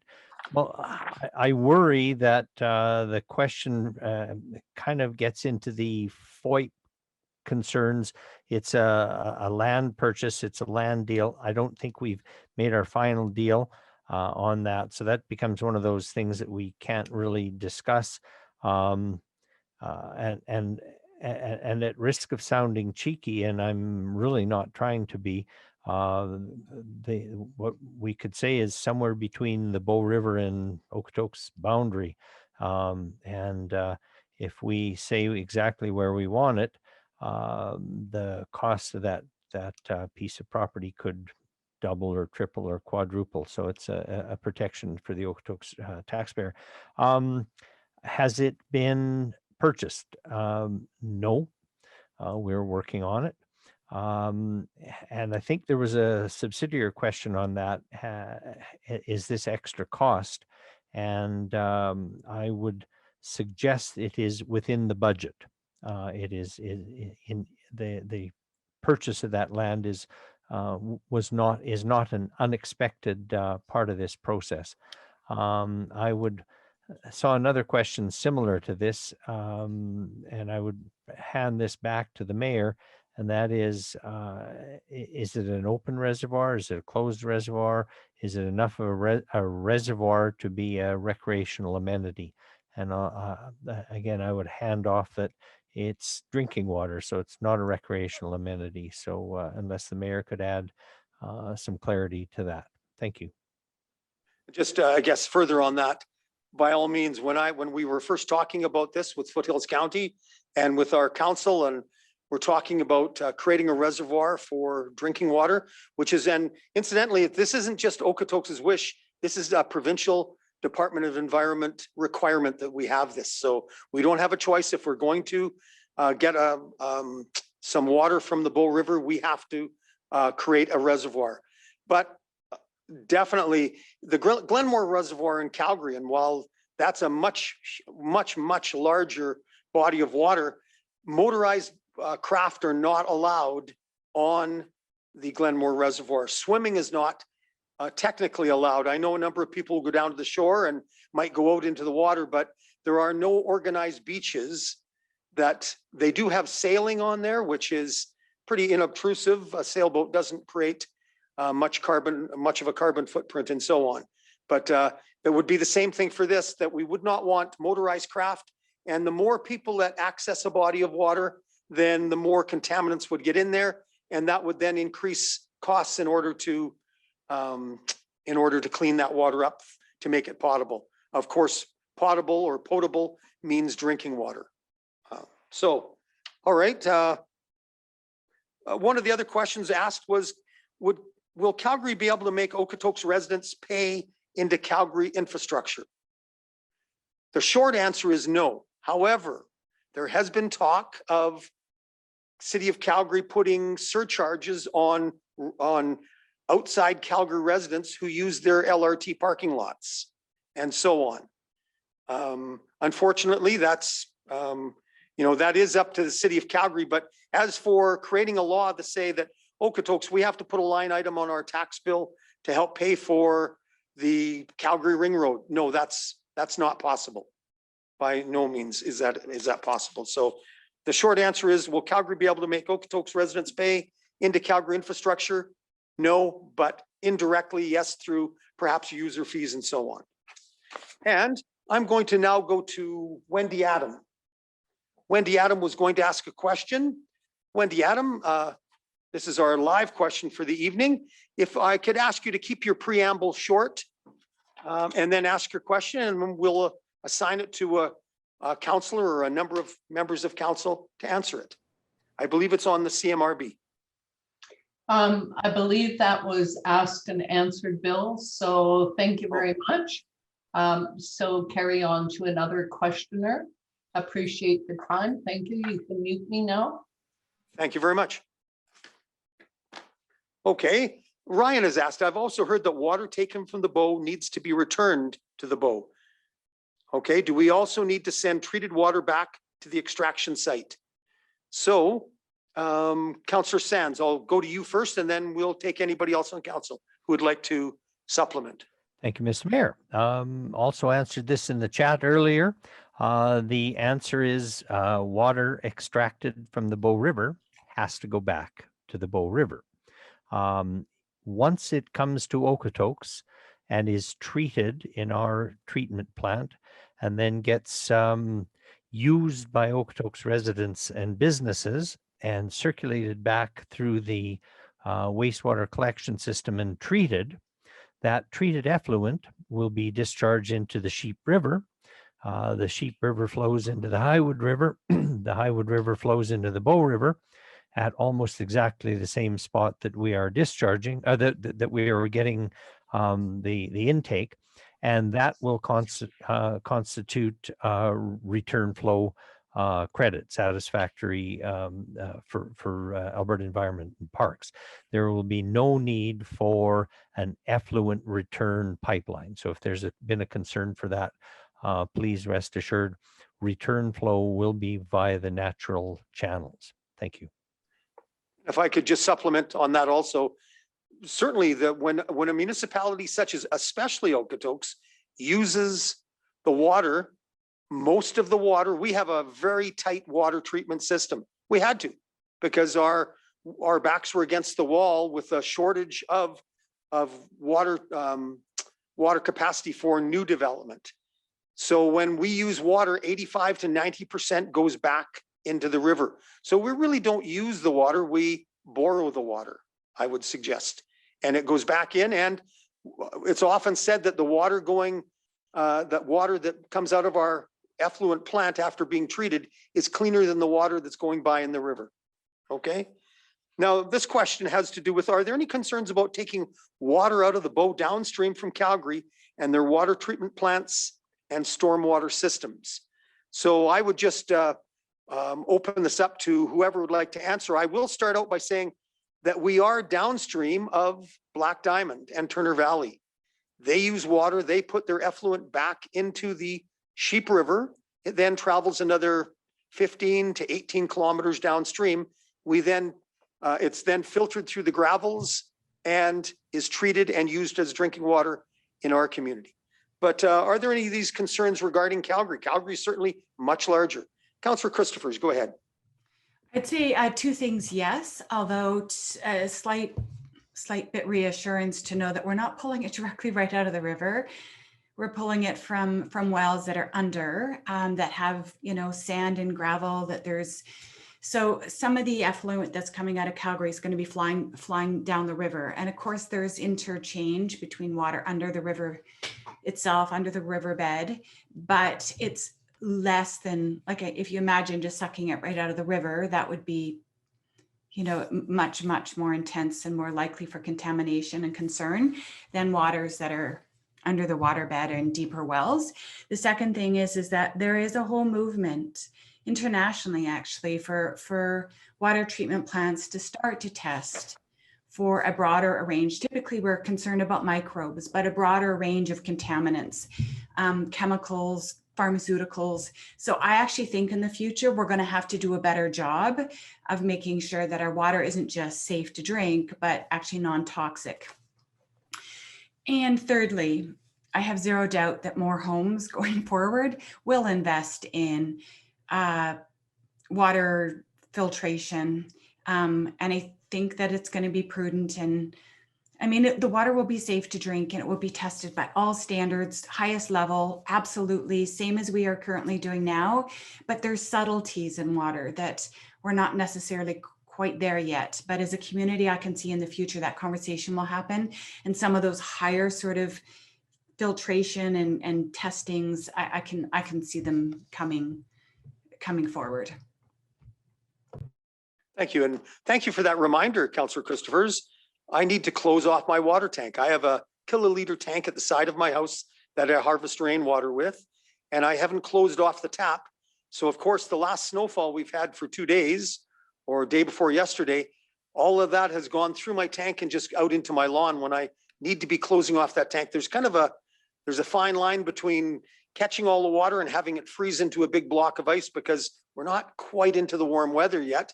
And yet having that valuable precipitation just escape and be doing not much. I use it to certainly water plants and grass and so on, but it's harvesting rainwater and I encourage everybody to do it. The water becomes so much more valuable when you actually have a limited supply of it.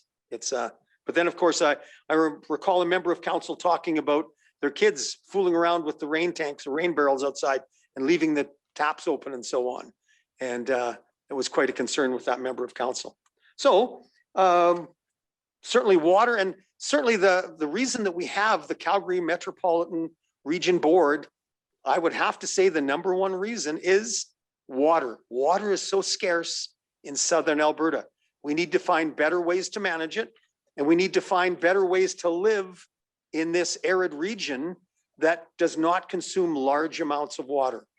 So by all means now, I'm just going to more questions here. Mayor Bill, Councillor Sands is had his hand. Oh, Councillor Sands, go ahead. Thank you, Mr. Sorry, Mayor. I don't have those hands here. Okay, thank you. I'll chime in if I need to jump in. Just to add a little bit to the detailed answer that Councillor Christophers added, and certainly very good considerations. Pharmaceutical treatment, that end up in the water, and you might even what's on our minds these days is COVID. Can you detect COVID in sewage effluent? Certainly true. It's been a bit of an adage in wastewater treatment over the centuries. The solution to pollution is dilution. And you did mention the water flows on the Bow being significantly larger than the Sheep River.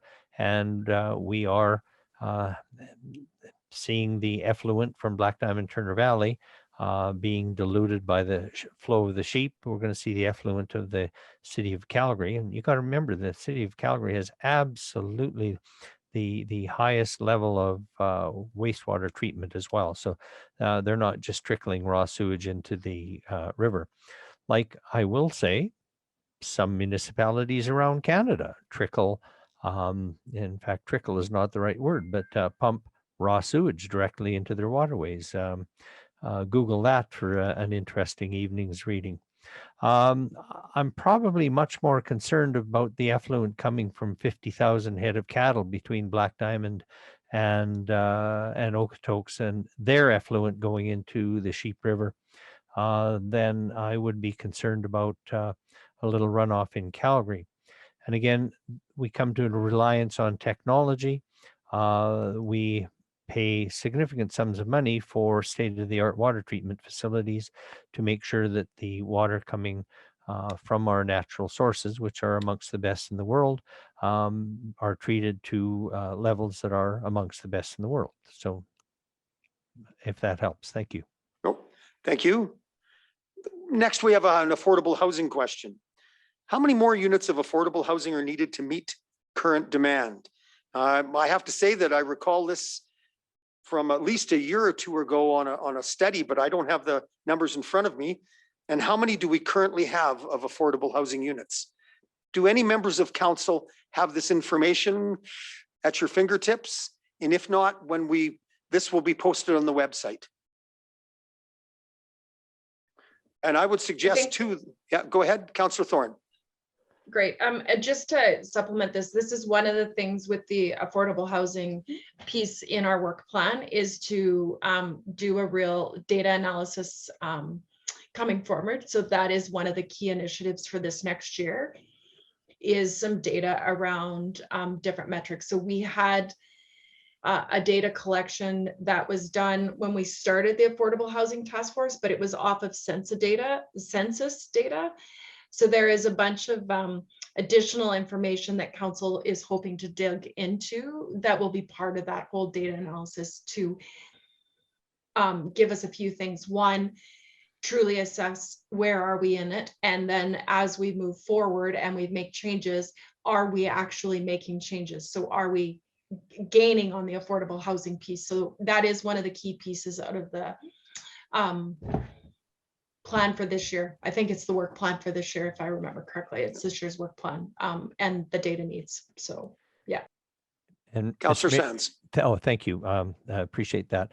The other thing I would add to that is in the formula of affordable housing, where the cost of housing can't exceed 30% of income.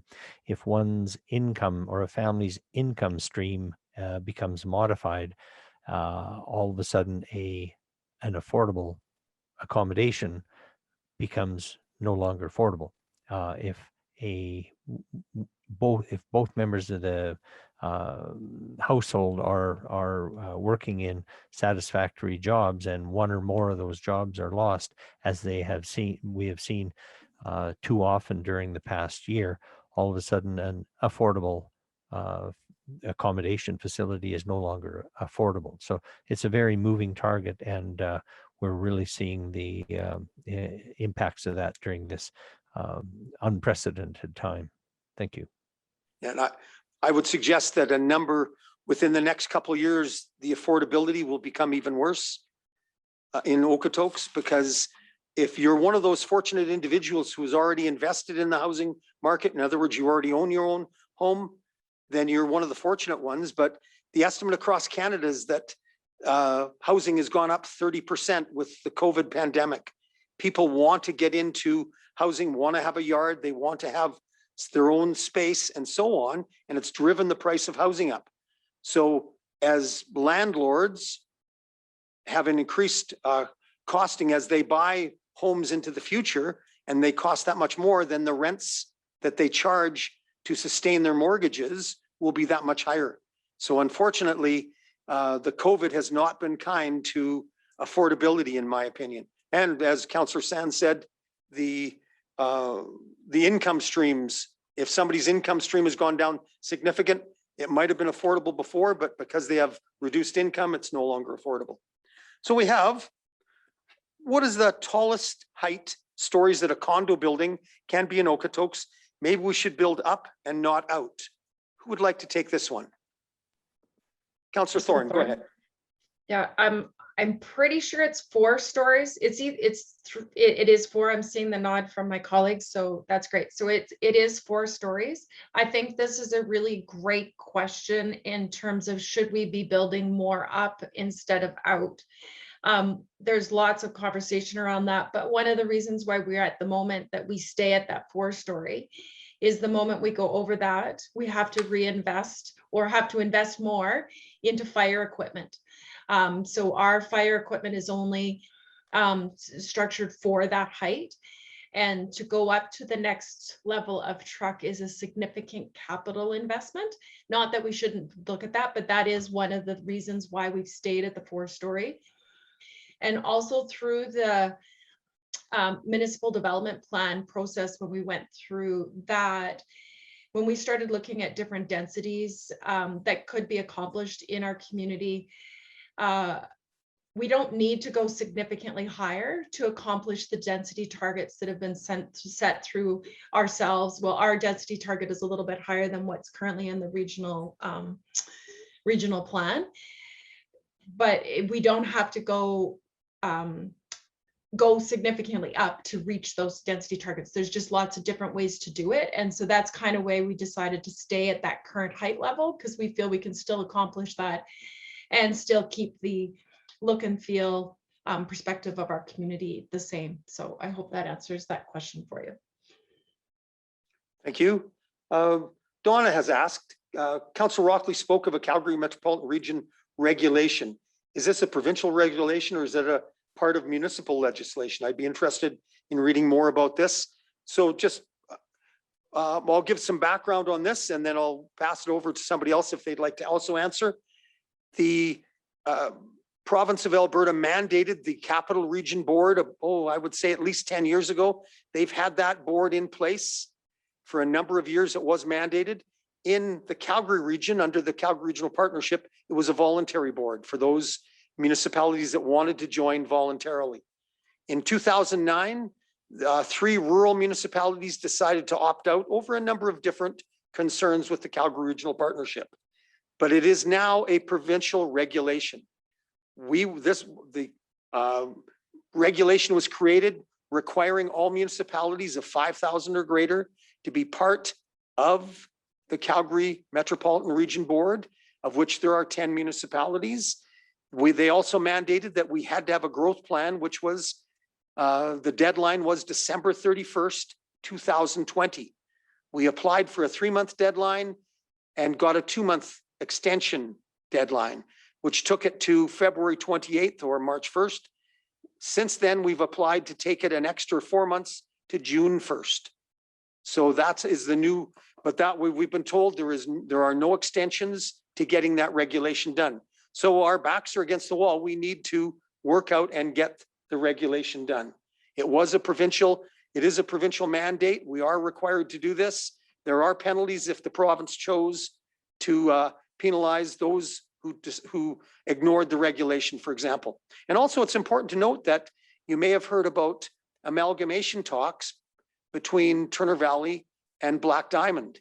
If Turner Valley and Black Diamond amalgamate, it would then put their combined population over 5,000 and then would make them, I believe, eligible for membership in the Calgary Metropolitan Region Board.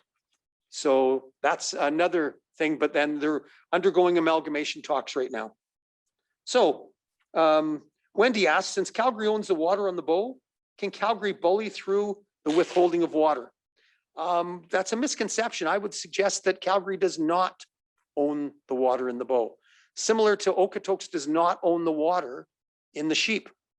Okotoks owns licenses which allow us to take a certain amount of water, a very small percentage of water from the Sheep, similar to what Calgary is able to do in the Bow River.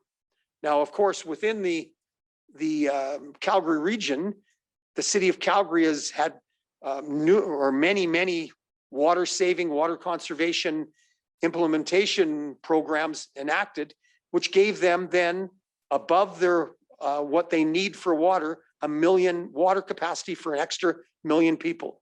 They were then offering it out to other municipalities. City of Airdrie gets their water from Calgary. Strathmore, Chestermere each get their water from Calgary. Okotoks was going to get their water, our water, from Calgary through the pipeline, the Calgary pipeline, but the province then changed the rules on us and it no longer became feasible to get that water from the city of Calgary. So unfortunately, so the city of Calgary can't bully through the withholding of water. They do have control on their license over that extra 1 million capacity that they have. And they have said in the past under the Calgary Regional Partnership that you had to adhere to the guidelines regarding responsible water use. And if you're going to supply water to communities, there had to be certain densities and so on. But supplementary to that, Councillor Thorne, go ahead.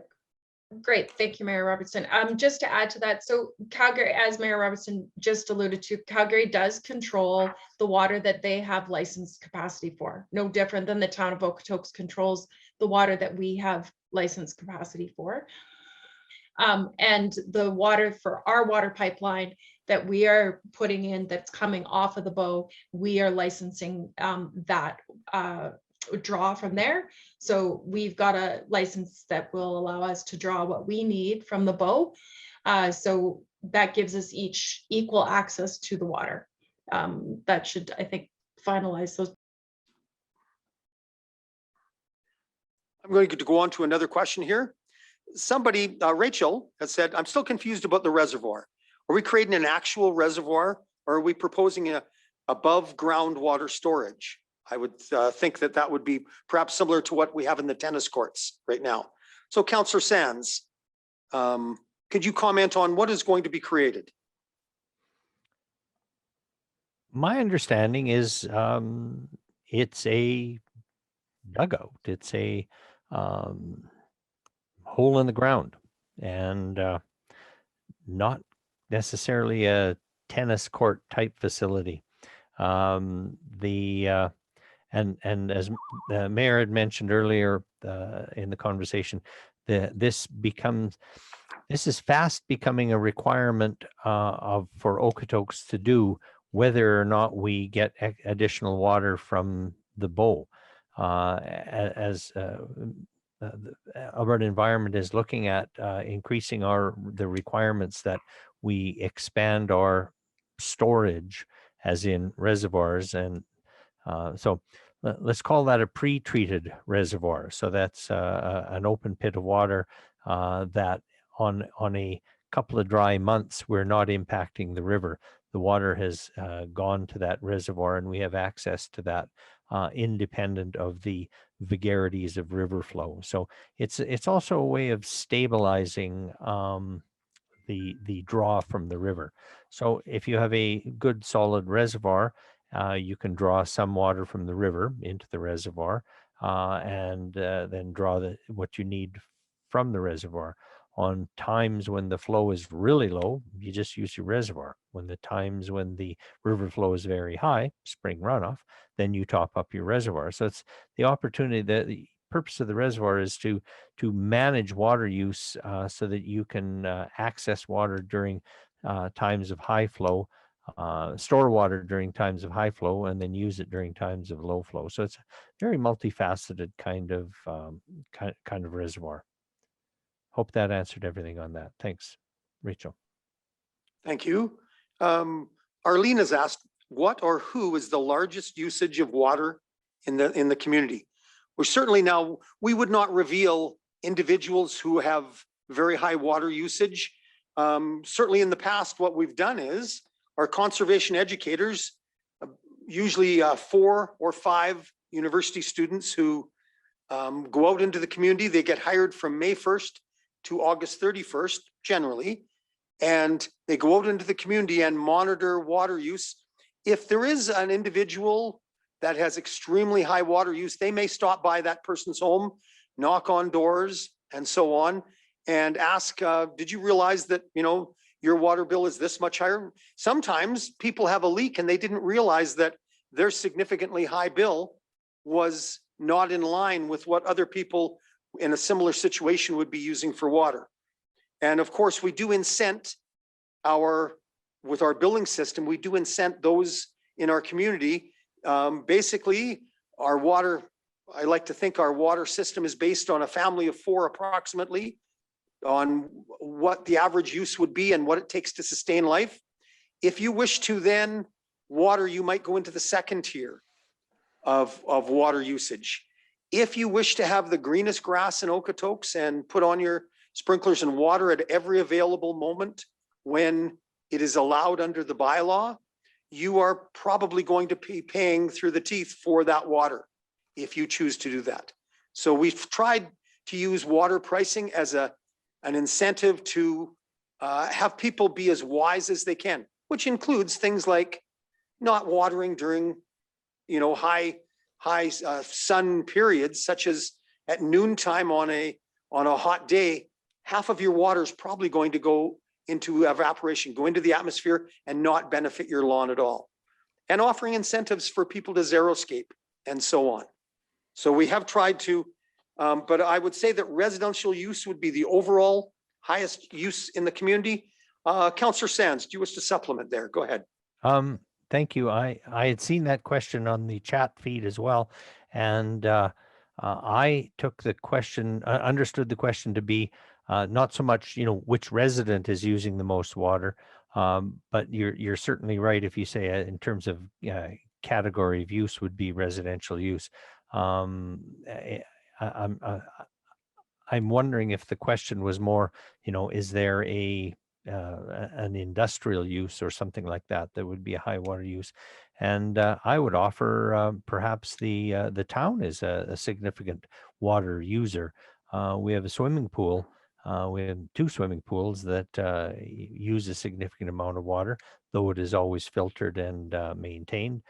We have a couple of ice surfaces in town, 4 ice surfaces in town that get need to be flooded and maintained. So we have a water treatment plant that has a lot of processed water that is always a reused sort of thing. So that might be part of the question too. So depends on the intention of the question. Thank you. Certainly the town will be a large water use, but you might notice those town water trucks as they're watering the trees in the boulevard, they often have a big sign on the side saying not potable water. So they've taken that water from somewhere other, it's not treated water, and they've taken that water from somewhere. It did not go through our water treatment plant, so they're not using potable water. I know that they used to use, when they flushed the screens down at the water treatment plant, they'd take all that flush screen water to then water what was then known as Spoiler Field, which of course got washed away in the flood. But we just have one more question to answer here. In regards to the secondary suite incentives, how can we make sure those suites are available for a significant amount of time after the town is invested in them? Good question. What if the owners sell the house or decide they don't want to rent anymore? Okay, so who would like to take this question? Councillor Christophers, go ahead. It's a tricky one, and I think that there's a risk there.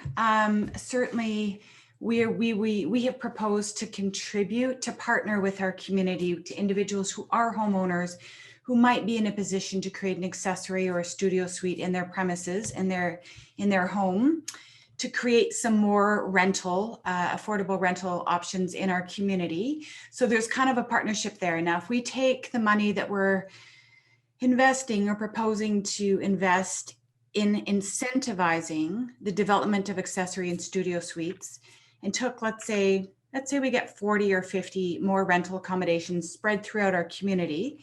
We took that money that we've invested into that and attempted to build a building from scratch with apartments in it. We'd barely have the foundation. We'd barely have a floor. Like, it's just a fraction of the money. If we're talking about 40 or 50 apartment complexes, we're talking millions upon millions upon millions of dollars, and a lot of time, not to mention. So there's going to be some risk there, but I think it's actually a question that administration will consider and look into, and what kind of contracts are there going to be in place, and but there's always going to be a risk there. It's possible that someone can just build a studio suite, something happens in their life, they need to move the community, and the new homeowners choose to actually not rent it out or whatever. But yeah, I think we'll probably do our best to try and ensure, asking long-term questions, like what are your long-term intentions and those sorts of things. Yeah, it's a minutia detail that I think administration, I'm sure, has on their mind, but there's going to be some risk there, and there's probably no way around it. Thank you. Couple other questions, actually, because we're at 8 o'clock right now. I don't think, because of the time constraints that we have, we did have some more questions. I apologize to those people that had asked a question. We didn't get to your question. Some very interesting questions here, but I am going to offer that there are some upcoming public participation opportunities. Rich's Playground Upgrade Survey is available until April 28th at noon.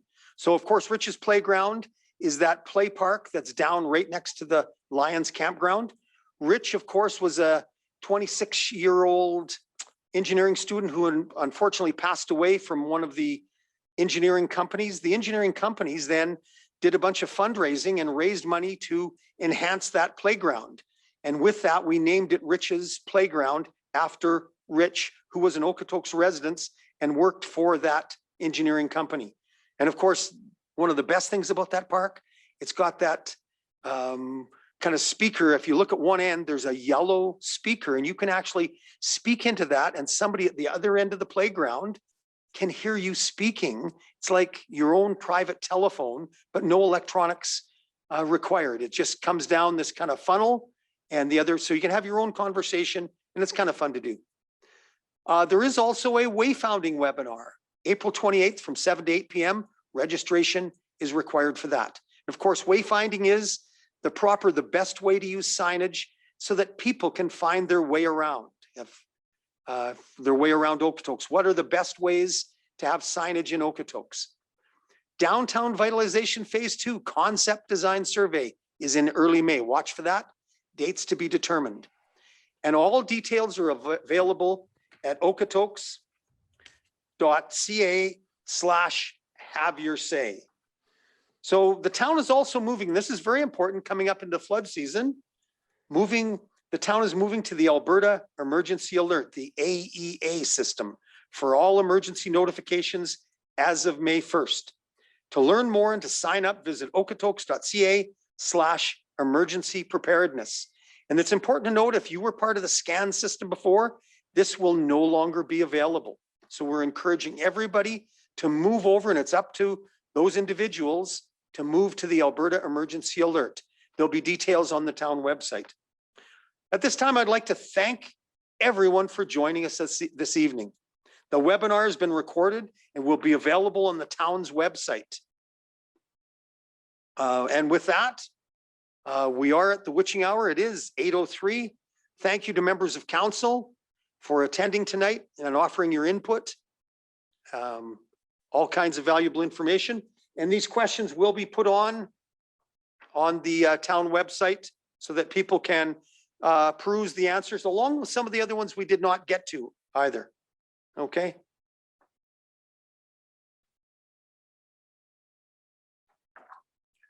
And with that, thank you, everybody.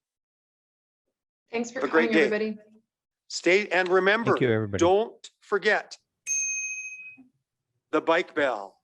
Get a bell for your bicycle. So much safer and so much better for people walking when you pass them on your beautiful, perhaps your new e-bike, Ray Watrin, right? There you go. Have a great night, everybody. Good night, everybody. Good night.